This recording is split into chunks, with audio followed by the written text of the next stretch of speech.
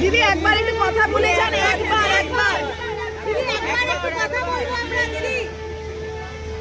দিদি একটু কাছে আসুন। তাসলিমা দি একটু আসবে, দিদি আসুন। দিদি ওরা ওইদিকে চলে গেছে, ওখানে নিয়ে চলে যাবে।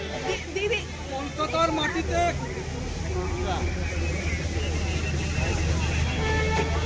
ছিল, বহুদিন ধরে ওনার সাথে যোগাযোগ ছিল আমার, বহু বছরের স্বপ্ন ছিল, আজ পূরণ হচ্ছে।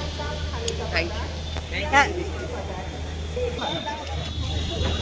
সে পরিস্থিতিতে তাসলিমাকে এই শহর থেকে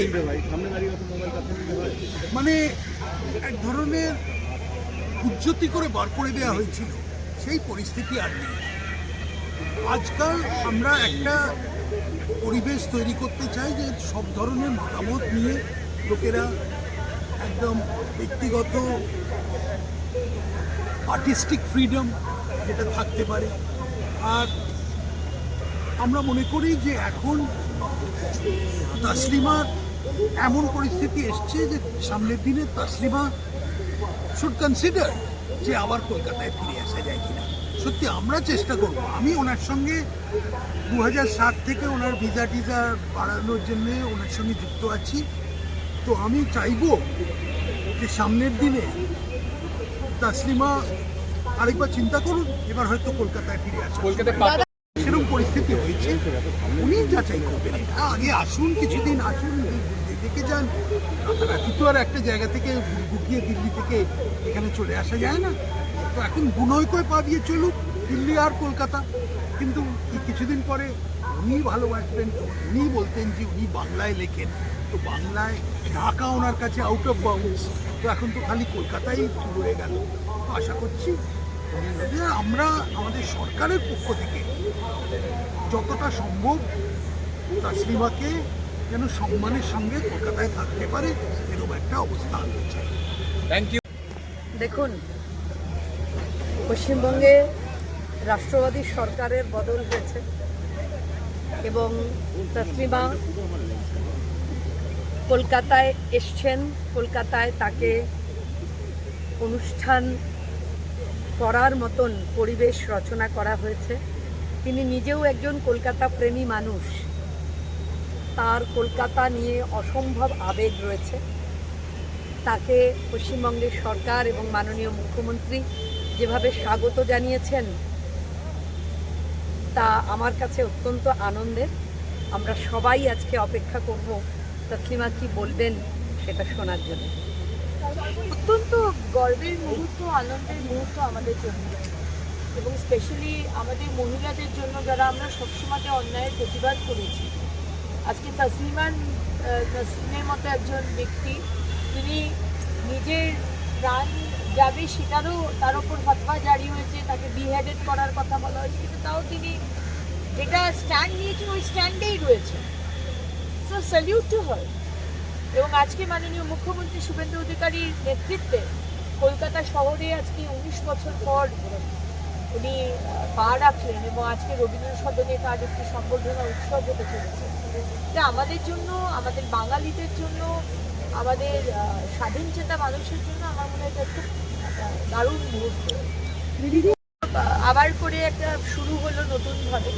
আর যখন উনি এত কিছু সমস্যার মধ্যে আজকে ভারতবর্ষে এবং পশ্চিমবঙ্গে কলকাতায় উনি আসতে পারেন, তাহলে ডেফিনেটলি আমি এটা মনে করতে পারি যে আগামী দিনে আরও অনেক লেখা উনি লিখবেন এবং আমরা যারা তার অ্যাভিড ফলোয়ার আমরা অবশ্যই তার লেখা পড়ব। এবং গতকালও আমি ওনার আসার আনন্দে আমি একটি কবিতাও সামাজিক মাধ্যমে সোশ্যাল মিডিয়ায় দিয়েছিলাম। তার সাথে আমার কদিন আগেও কথা হয়েছিল, 10-15 দিন আগে দিদি ফোন করেছিলেন আমাকে এবং থাকার কথা বলছিলেন। আমি অত্যন্ত আনন্দিত। উনি তো আমাদের দেশের নাগরিক নন, সুতরাং সেটা উনি থাকবেন না কিন্তু সরকারের ব্যাপার, সেখানে তো আমার খুব একটা কিছু বলার নেই। আমাদের এক্সটার্নাল অ্যাফেয়ার্স মিনিস্ট্রি, কেন্দ্রীয় সরকার আছে, মাননীয় মুখ্যমন্ত্রী আছে, তারা ডিসাইড করবেন। আমরা তো চাইবো উনি থাকুন, আমি ওনার কী বলবো ফ্যান হিসেবে চাইবো, কিন্তু মানে ডিপ্লোম্যাটিক্যালি কী বিষয় আছে সেটা তো আমার বলা উচিত না, আমি জানিও না।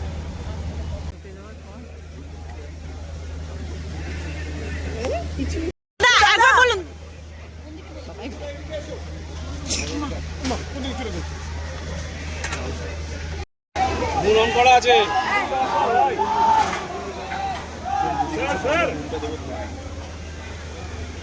না না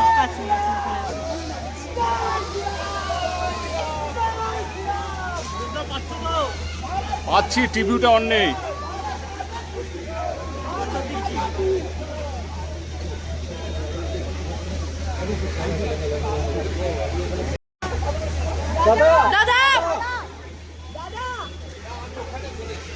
দাদা একবার বলে যান।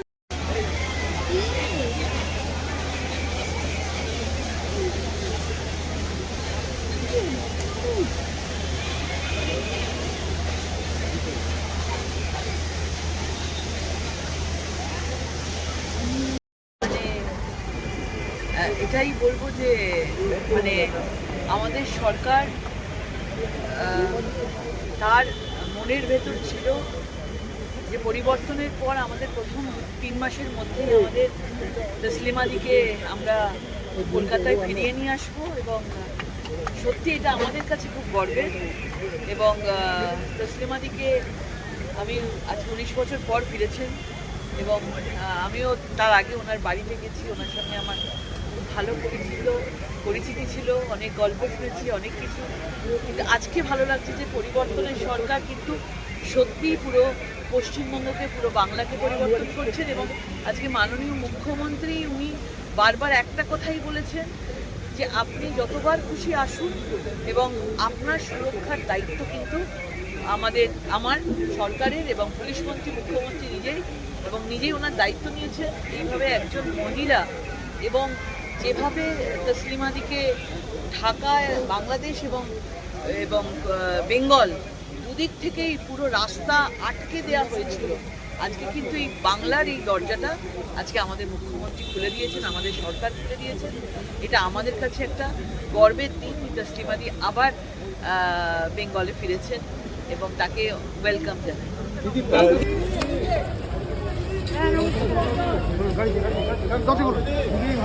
আমি যাবো, পরিচয় আমি যাবো।